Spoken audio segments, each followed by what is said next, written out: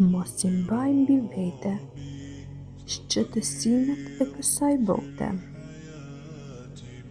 sepse I përkasin Allahut.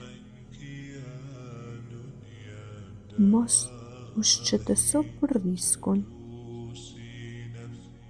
sepse risku vjen nga Allahu. Mos u shqetëso për të ardhmen. E ardhmja është në duart e Allahut. Ki vetëm një shqetësim, si të kënaqësh Allahun.